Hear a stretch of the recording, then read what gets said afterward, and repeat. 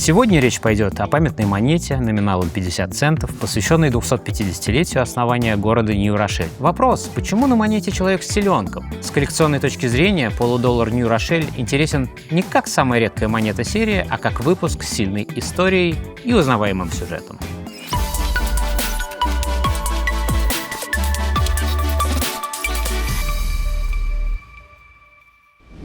Дорогие друзья, рад приветствовать вас на канале Заметки Нумизмата, и мы продолжаем наше путешествие в мир ранних коммеморативов США. Сегодня речь пойдет о памятной монете номиналом 50 центов, посвященной 250-летию основания города Нью-Рошель в штате Нью-Йорк. Халф Нью-Рошель был выпущен с датой 1938 года и занимает в серии ранних памятных полудолларов США особое место. В отличие от выпусков о крупных выставках, войнах или национальных юбилеях, эта монета рассказывает историю одного города, одной общины и необычного условия старинной земельной сделки. Нью-Рошель не столица, не место Великой битвы и не символ промышленного рывка.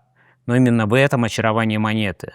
Через небольшой серебряный предмет она говорит о переселении, религиозной свободе, французских корнях Америки и ранней колониальной истории будущих Соединенных Штатов. История города начинается в конце 17 века. Нью-Рошель основали французские протестанты-гугеноты, покинувшие Францию после усиления религиозных преследований. Название города отсылает к Ла-Рошель, одному из важных центров гугенотской истории. Земля для поселения была куплена при посредничестве якобы Лейслера у Джона Пелла, владельца поместья Пеллом. В 1689 году оформили сделку примерно на 6 тысяч акров. В ней было необычное условие. Каждый год, 24 июня, если Пелл или его наследники потребуют, жители должны были передавать им одного жирного теленка. Это был символический феодальный платеж за владение землей. Именно этот сюжет стал главным образом монеты. На аверсе изображен Джон Пелл, ведущий на веревке упитанного теленка. Для американской памятной монеты это редкий выбор. Здесь нет орла, аллегорической свободы, президента или полководца. Старый юридический пункт превращен в живую историческую сцену. Поэтому Халф Нью-Рошель так хорошо запоминается. Вопрос, почему на монете человек с теленком? Сразу открывает целый пласт истории: гугеноты, Ла-Рошель, колониальный Нью-Йорк, земельные отношения и ранний Вестчестер.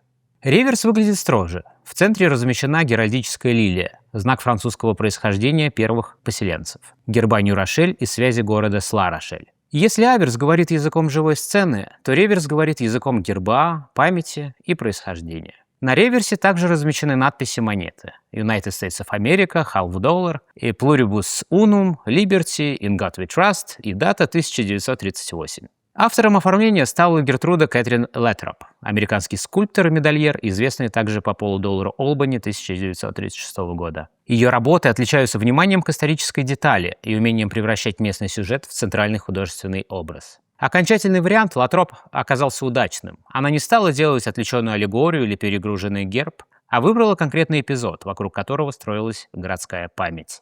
Поэтому монета получилась не сухой юбилейной эмблемой, а маленькой исторической сценой. На фоне многих выпусков 30-х годов Нью-Рошель выглядит особенно цельно. К этому времени рынок памятных монет США уже был перегружен, а коллекционеры критиковали комитеты за повышенные цены и малые тиражи. Здесь же все просто и ясно. Один город, одна дата, один сюжет и один сильный образ. Формально монета посвящалась 250-летию основания заселения Нью-Рошель. Средства от продажи шли на городские юбилейные мероприятия. Это типичная схема ранних памятных монет США. Федеральный номинал и государственная чеканка, но инициативы распространения через местный комитет. Хотя на монете и стоит дата 1938, фактически ее отчеканили в 1937 году на монетном дворе в Филадельфии. Знака монетного двора нет, для Филадельфии того времени это было нормой. Закон требовал дату 1938 независимо от года чеканки, поэтому она связана прежде всего с юбилеем. Номинал составлял 50 центов, но публике монету продавали по $2. Покупатель платил в 4 раза больше номинала. Это показывает, что ранние памятные полудоллары были не только деньгами, но и коллекционным, сувенирным и юбилейным продуктом. Максимально разрешенный выпуск составлял 25 тысяч монет. На практике отчеканили 25 тысяч 15 экземпляров, дополнительные 15 предназначались для ежегодной пробирной комиссии. Продажи были умеренными, и 9749 монет вернули на монетный двор для переплавки. Поэтому в справочниках чаще всего указывается итоговое количество — 15 266 экземпляров. Иногда встречается цифра 15 251, если не учитывать 15 экземпляров для пробирной палаты. Это не ошибка, а разница в методике подсчета. В любом случае, Нью-Рошель остается выпуском с небольшим фактическим количеством сохранившихся монет. По сохранности монета понятна, она почти не предназначалась для обращения. Многие экземпляры сразу покупали коллекционеры или жители города как юбилейный сувенир. Поэтому монеты без следов обращения встречаются, но хорошие экземпляры все равно требуют внимательного выбора. Особенно ценятся монеты с сильным оригинальным блеском, чистыми полями, естественной патиной и четкой детализацией фигуры Джона Пелла и теленка. В высоких оценках сохранности важны не только цифры на слабе, но и общее впечатление, отсутствие заметных контактов, свежесть поверхности и натуральный вид.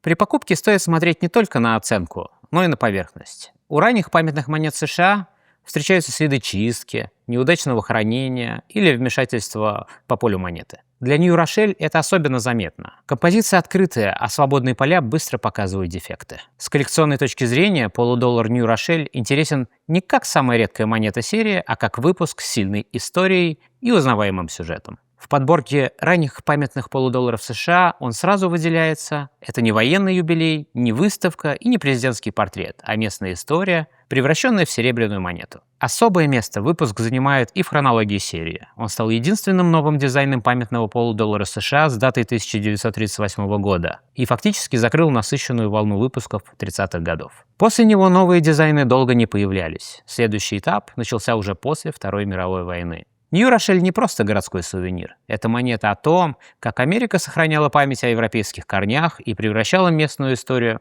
в общенациональный коллекционный предмет.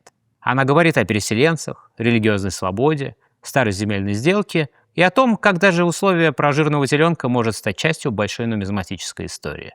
Для коллекционера эта монета цена сочетанием простоты и глубины. На ней нет лишней помпезности, но есть характер. Нет событий мирового масштаба, но есть живая человеческая история. Нет сложной аллегории, зато есть образ, который невозможно забыть. Именно поэтому полудоллар Нью-Рошель 1938 года остается одним из самых обаятельных выпусков среди ранних юбилейных полудолларов США. Он объединяет местную историю, французское наследие, колониальную традицию, тонкую работу для скульптора и редкий для монеты юмор. А для внимательного нумизмата это напоминание. Иногда самая интересная монета — та, за которой стоит точная и запоминающаяся история. С вами был я, Искандер. Подписывайтесь на наш канал, ставьте лайки и до новых встреч!